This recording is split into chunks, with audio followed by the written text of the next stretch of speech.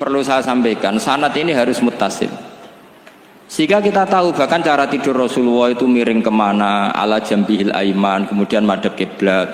Sebelum tidur beliau wudu, sebelum tidur lagi baca subhanallah 33 kali, alhamdulillah 33 kali, Allahu akbar 33 kali. Sebetulnya wiridan itu sanad paling kuat itu tentang mau tidur. Meskipun ada riwayat dibaca setelah apa? Sholat. Jadi makanya kita al-jam'u baina riwayaten, habis sholat ya baca itu, mau tidur ya baca itu. Nah, sebetulnya habis sholat sama mau tidur tuh ngeri mau tidur, karena ini kan pemanasan mati, pelatihan mati, karena satu kondisi yang Anda sudah tidak bisa ikhtiar. Tapi kayak apa Rasulullah? Justru kita kondisi yang nggak bisa ikhtiar itu pesannya Nabi apa? Kamu baca ini, in mutta kata Nabi, ada yang baca in mitta. Kalau mau berpikir potensi paling ngeri, bahaya paling ngeri adalah orang mau tidur, karena di situ kita tidak bisa apa-apa. Cara musuhmu mangkel bekku ya karek nyembelih. Cara bojomu mangkel bekku ya karek ngobong kok ini TV niku. Anda usah merasa tidak akan ngalami itu, ya insya Allah enggak itu. Tapi dengan melihat di TV semua potensi itu ada. Untuk kowe turu ning kendaraan tangis-tangis ning akhirat. Terus takoki, Gusti kalau mau teng akhirat mau kecelakaan. Nah, justru mau tidur itu Nabi itu unik, kelihatan bahwa ada nubuah, ada kenabian yang luar biasa. Kalau mau tidur itu ada nubuah, ada kenabian yang luar biasa. Kalau mau tidur itu ada wiridannya. Saya termasuk orang yang fanatik baca wiridan sebelum tidur. Jadi jangan kira kalau Selasa sholat jarang wiridan, tidak punya wiridan di tempat lain, itu sangat suudzon yang menyakiti. Saya punya cara sendiri untuk ingat Allah itu, terutama mau tidur. Sampai istri saya itu protes. Gus nak bersolat tahu mau nyekel tasbih abdi tidur, saya punya tasbih lupa jumlahnya semuanya di kamar tidur. Ini sekaligus ijazah entah pamer kebaikan tidak tahu saya, pokoknya sudahlah husnudzon saja. Suudzonu iblis. Karena mau tidur saya pikir kalau tahu-tahu saya bangun terus ketemu mungkar nakir terus kayak apa. Sehingga Rasulullah itu ngajari kita luar biasa. Bismika wadu'tu jambi wa bismika arfa'u. Kalau mau tidur doa populernya apa? Bismika Allahumma ahya bismika amut. Hafalnya gitu tok. Saya hafal banyak. Allahumma rabbas samawati sab'i wa rabbal arsyil azim rabbuna wa rabbu kulli syai' falikal habbi wan nawa. Allahumma antal awalu falaysa qablaka syai' wa antal akhiru falaysa ba'daka syai' wa antal dhahiru falaysa fawqaka syai' wa antal batinu falaysa dunaka. So, itu tak baca sampai tidur. Saking kadang takutnya sama Allah, akhirnya nggak bisa tidur. Kadang sampai setengah 4 apa terus tidur baru setengah jam terus subuh. Jadi kalau melihat tren itu kayaknya saya bakat wali gitu. Kalau trennya seperti itu terus. Tapi sayangnya tren seperti itu jarang warset makanya terus tidak jadi wali-wali gitu.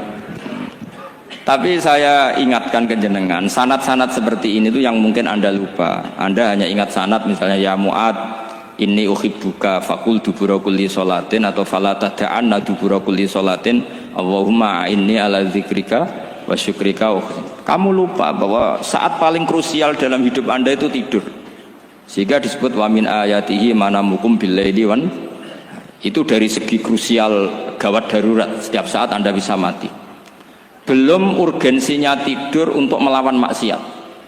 Itu kalau kamu hidup di kota Demak atau kota Semarang, bener kepikiran niklap atau wong ayu-ayu seneng terminal ning gone dalan-dalan, itu satu-satunya cara itu hanya tidur. Kowe nak melek tetap jelalatan tak jamin.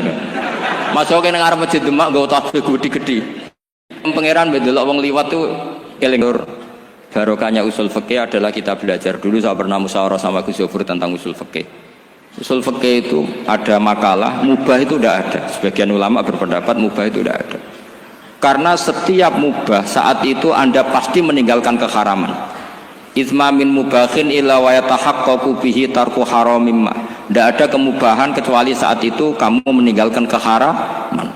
Anda tidur, berarti Anda taroktal maksiyah. Anda tidur berarti Anda meninggalkan maksiat. Enggak nyolong, enggak dugem, enggak zina, enggak maling, enggak ngerasani orang. Jadi tidur itu anggap saja ya Rob, ya Allah saya mau tidur. Tidur itu ibaratun antarkil ma'asi. Jadi malaikat roket pate kandani iki ras sekedar turu. Ya kowe kudu ngerti iki ape ninggal maksiat. Hitung mulai saiki. Bismika Allahumma ya bismika. Amun ayo roket patit hitung. Anggap ini kiat meninggalkan maksiat. Terus turun 6 jam berarti tidak maksiat 6 jam. Meskipun akhirnya maksiat karena bangun jam 7. Artinya maksiat ra subuh gitu. Tapi betapa krusialnya ulama.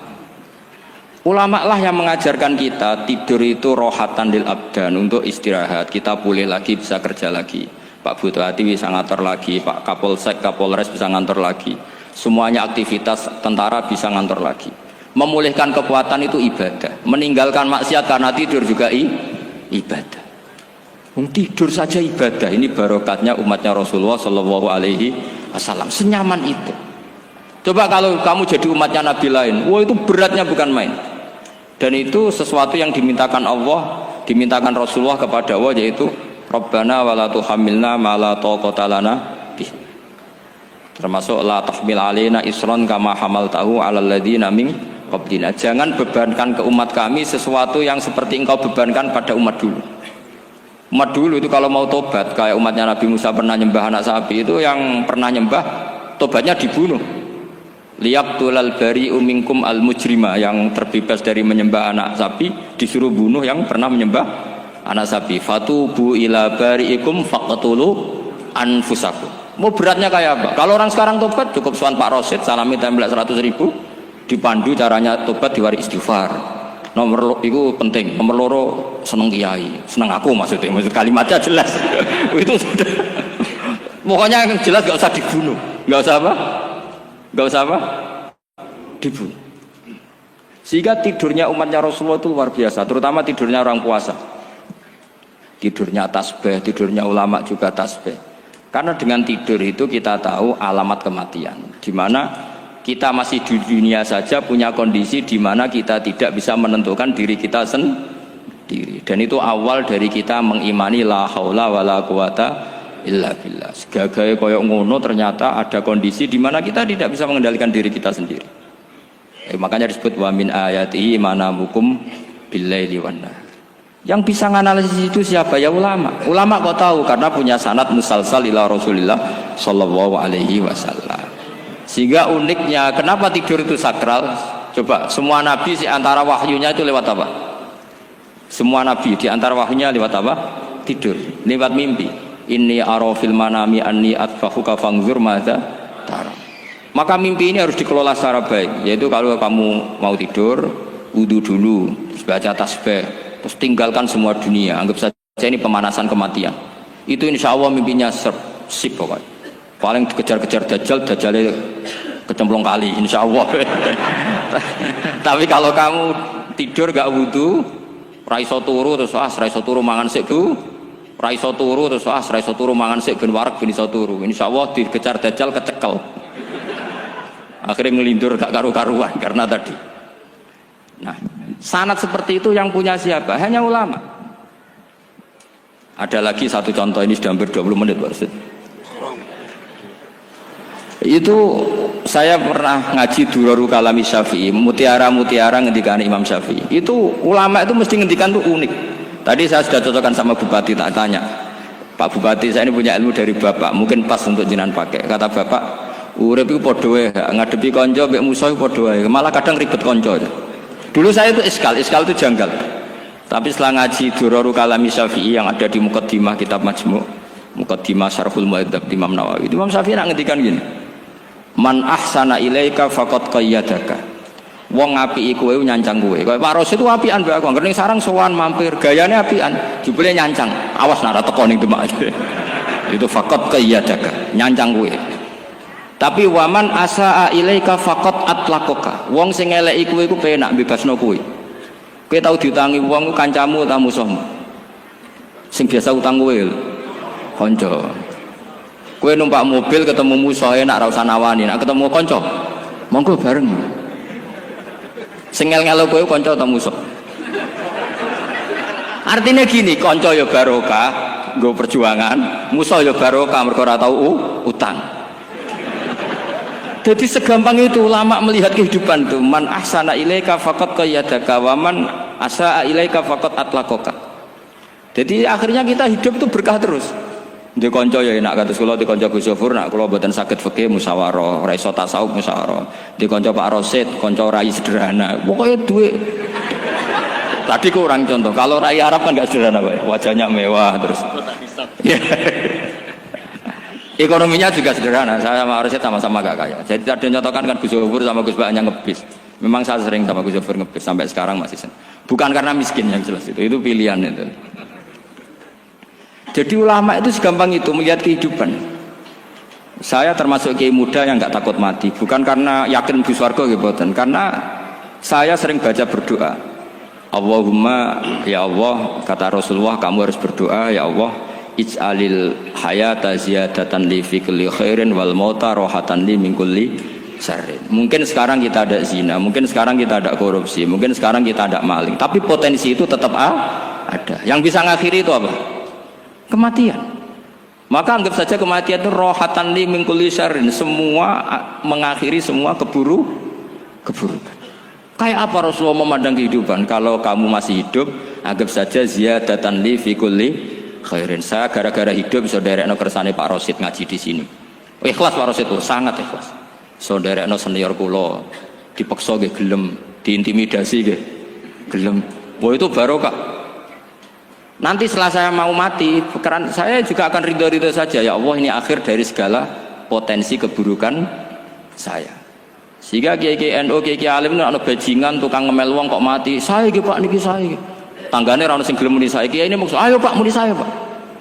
Mboten saya ini tempuh. Lah nggih saya pun mati, mun mboten saged nakal niku. Lha jenenge rohatan li min kulli syarrin. Kalau mayit ya rohatan lahu min kulli syarrin. Kayak apa sanad kita ke Rasulullah, kabeh itu dimana jadi ibadah. Al hayat ziyadah fi kulli khairin, al maut rohatan min kulli syarrin. Kenal Pak Rosid ya ibadah, apalagi kenal Gus Zofur ibadah, kenal Bupati ibadah, konco perjuangan. Kok kenal preman ya ibadah, konco latihan dakwah, anggapnya latihan ngelola rehab. Kenal polisi ibadah, jaga stabilitas nasional. Kenal ABRI ibadah, jaga NKRI. Kenal orang nakal ibadah, dianggap pembinaan. Semua itu ibadah. Kayak apa ajaran agama ini? Semuanya baik-baik saja, tergantung niat. Tapi sanad ini siapa yang punya? Hanya ulama. Nah ulama itu siapa? Ya orang yang kamu ketemu. Dalam konteks ini Mbah Mun ngajari kita macam-macam. Mbah Mun ketemu orang siapa saja hormat. Saya kemarin bikin makalah untuk beliau, termasuk saya cerita dari riwayat Rasul akli ba'dal iman billah at-tawaddud ilan nas wastina'ul ma'ruf ila kulli barrin wa fajirin. Inti iman setelah akal menentukan kita iman kepada Allah, akal setelah mengantarkan logika iman kepada Allah, akal itu kita gunakan at-tawaddud ilan nas supaya kita bersikap simpatik dan melakukan kebaikan kepada siapa saja. Karena barokahnya kita simpatik, nak ngandani wong nggih gampang. Misalnya kita di kiai alimo sundul langit sampean mbek tonggo modit, ketemu wong berengut, sing ape ngandel iku sapa? Sementara sing preman, ayo ngopi nggonku sik tenang ae. Sing kiai ini orang begawean kene kopi kowe. Akhirnya sing preman sakok di pengaruh, sing kiai ini bakhil gak duwe pengaruh. Itu tidak boleh kejadian seperti itu. Makanya ada riwayat wastinaul ma'ruf ila kulli barrin wa fajirin. Jadi kula suwun sanad-sanad seperti itu tidak boleh hilang. Saya itu kitabnya Mbah Al-Ulama Al-Mujaddidun setengah hafal, sampai sekarang masih tak baca. Kalau mau tidur tak baca, bahkan di tas saya itu ada terus. Ya karena kalau saya di Jogja kangen Mbah baca itu, ketika beliau masih sugeng, apalagi sekarang. Karena jangan sampai saya ini punya fatwa yang mukhalif terhadap fatwanya Mbah Mun. Ini terutama warning sama santri sarang, nggak boleh. Terakhir itu Mbah Mun punya kecenderungan, punya pikiran kayak Yusuf Qaradawi. Ya potensi wajibnya zakat khodrowat fawakih. Menghentikan gini, sama sih ingat ketika ngaji sama Gus Zofur Pak Rosid kalau bangun guyon wong desa iku wis melarat gegere nganti koyo akeh wae. Mbah Mun nyontokno gegere macul nganti koyo akeh gara-gara sing ditandur pari wajib zakat. Wong Sulawesi nandure kakao cengkeh, zaman iku cengkeh joyo. Berhubung ora akut gak wajib zakat. Padahal kaya raya. Jadi fenomena itu sering diutarakan beliau. Lama-lama beliau ngarang di Al-Ulama Al-Mujaddidun, beliau mengutip pendapat Ibnu Katsir, tentu di era modern kayak Yusuf Qaradawi. Sebenarnya Yusuf Qaradawi sendiri bukan mujtahid, dia yang muqallid juga. Kata Ibnu Katsir, wa mimma akhrajna lakum minal ard, yang harus dizakati adalah ma itu umum, apa saja yang keluar dari bumi. Maka kecenderungan Mbah Mun akhir-akhir itu mbok yao fawakih khodrowat itu dizakati. Tapi beliau tentu tidak ilzam ya, karena beliau sangat syafi'i. Tapi ini kan saran yang baik lah menurut saya. Apa susahnya sih dadi wong lomo gitu loh. Wong dadi wong medhit kok mbok bela-bela. Lah nek kowe takok takbire ndi Gus? Nek khadrawat fawakih, melon, kakao, tebu wajib zakat. Takbire iku lomo iku apik, medhit iku elek. Ngoten mawon. Mumpun ngoten mawon. Assalamualaikum warahmatullahi wabarakatuh.